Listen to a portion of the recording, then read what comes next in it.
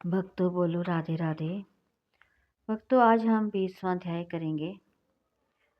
कुमारियों ने कहा, हे माता, आज किन्नारियों के साथ सरोवर पर स्नान करते और खेलते रहने के कारण हमें समय का ज्ञान नहीं रहा। वे अपनी माताओं का ध्यान अपनी ओर से हटाए रखने के लिए तरह तरह की बातें करने लगी, परंतु उनके हृदय में जो उस ब्रह्मचारी युवक पर मोहित थे और जो अदृश्य हो गया था, उसकी टीस उन्हें बार बार थी। वे विरह की अग्नि में जलती पृथ्वी पर पड़े छटपटाती रही, किसी से बातचीत न की।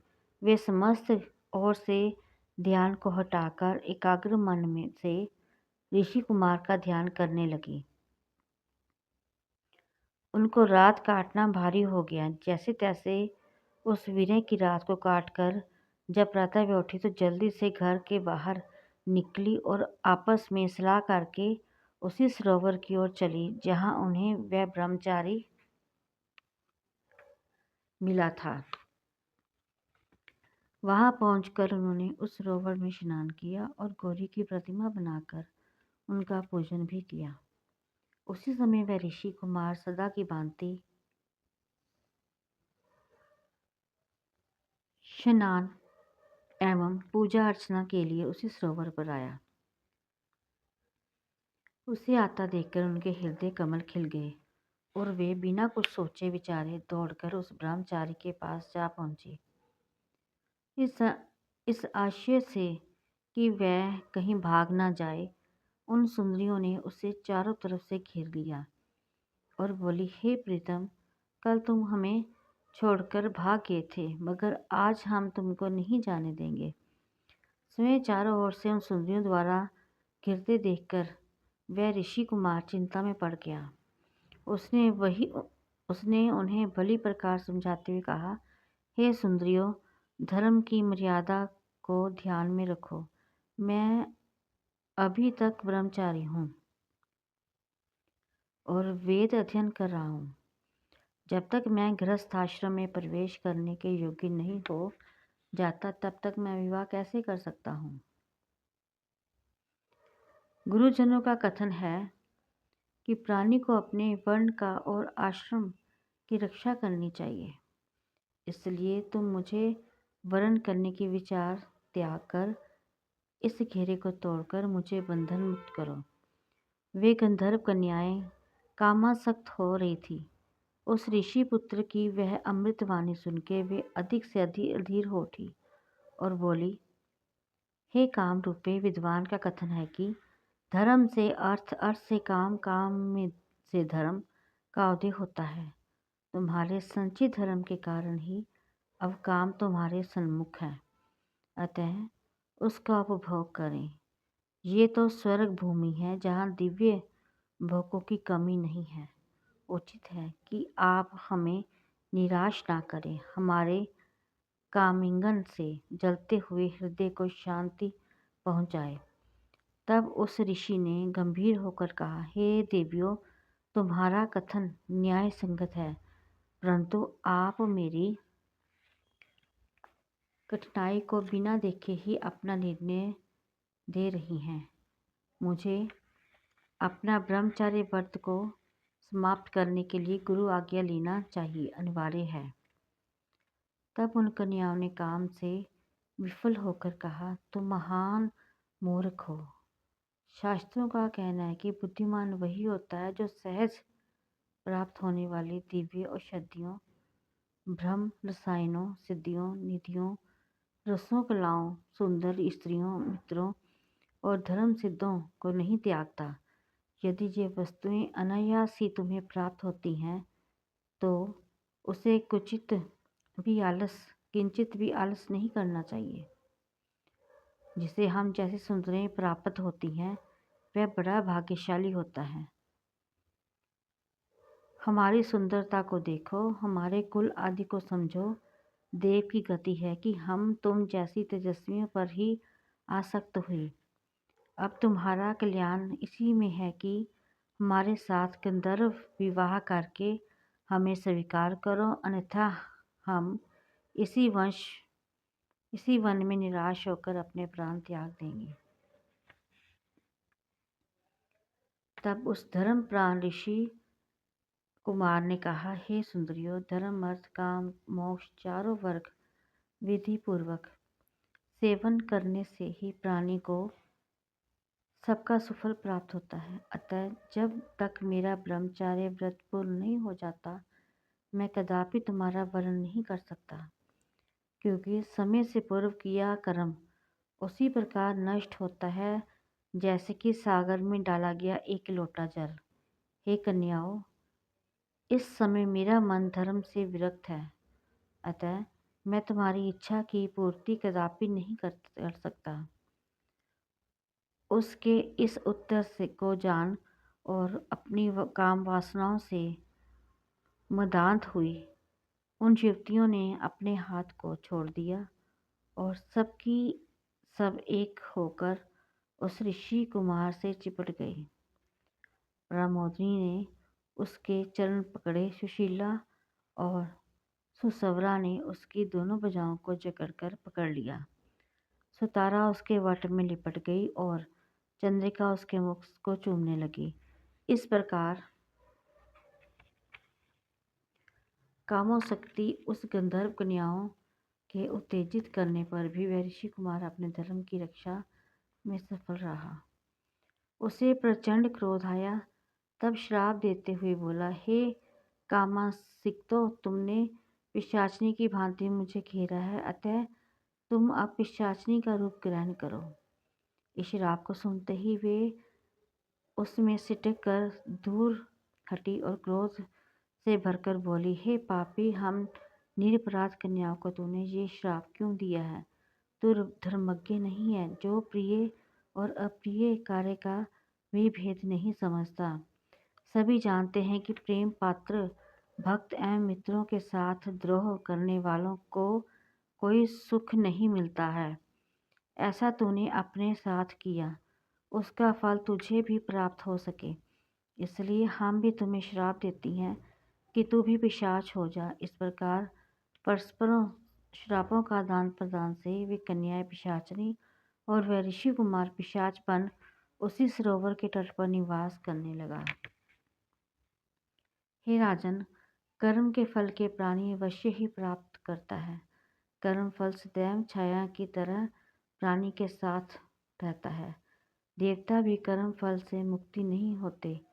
उनके माता पिता घर पर उनके लिए व्यवस्थित थे और वे इस सरोवर के किनारे भटकते हुए पिशाच योनि को भोग रही थी। बहुत समय व्यतीत हो जाने पर एक दिन लोमश ऋषि पौष की चतुर्दशी को सरोवर पर स्नान को आए।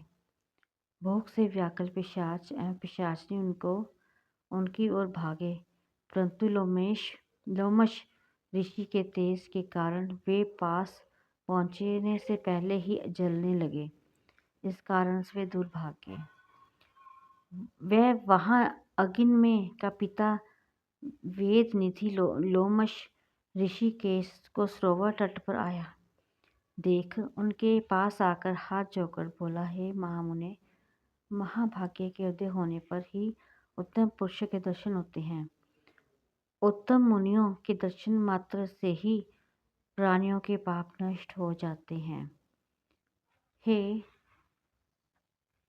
नाथ, मेरा जे पुत्र और जे सुंदर गंधर्व कन्याएं पिशाच योनि को प्राप्त हुए हैं, जे इनके परस्पर श्राप का प्रभाव है। इतना कह उन्होंने संपूर्ण वृत्तांत ऋषि को सुनाते हुए कहा कि हे मुने, आपके दर्शन मात्र से इनका निस्तार होगा। जब आप कृपा करके उनके श्राप नष्ट होने का उपाय बताएं और उनके दुख को दूर करें। बोलिए भक्तों, राधे राधे। आज हमारा 20वां अध्याय समाप्त हुआ। ओम जय जगदीश हरे, स्वामी जय जगदीश हरे। भक्त जनों के संकट, दास जनों के अवगुण, बंसरी वाला दूर करे। ओम जय जगदीश हरे। जो ध्यावे फल पावे, दुख बिन से मन का। स्वामी दुख बिन से मन का। सुख संपत्ति घर आवे, सुख संपत्ति घर आवे। कष्ट मिटे तन का। हरि ओम जय जगदीश हरे। मात पिता तुम मेरे, शरण पढ़ूं मैं किसकी। स्वामी शरण गहूँ है किसकी। तुम बिन और न दूजा, प्रभु बिन और न दूजा। आस करूँ मैं जिसकी। हरि ओम जय जगदीश हरे। तुम पूरन परमात्म, तुम अंतर्यामी। स्वामी तुम सबके स्वामी। पार ब्रह्म परमेश्वर, पार ब्रह्म परमेश्वर। तुम सबके स्वामी। हरि ओम जय जगदीश हरे।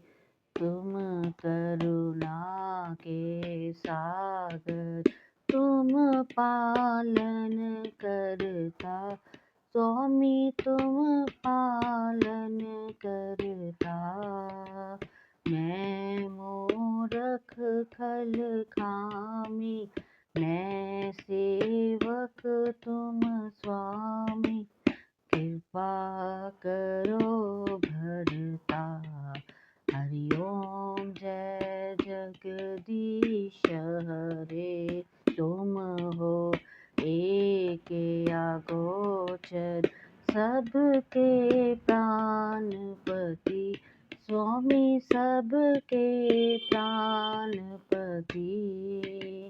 किस विध मिलो दयालु, किस विध मिलो बंसरी वाले।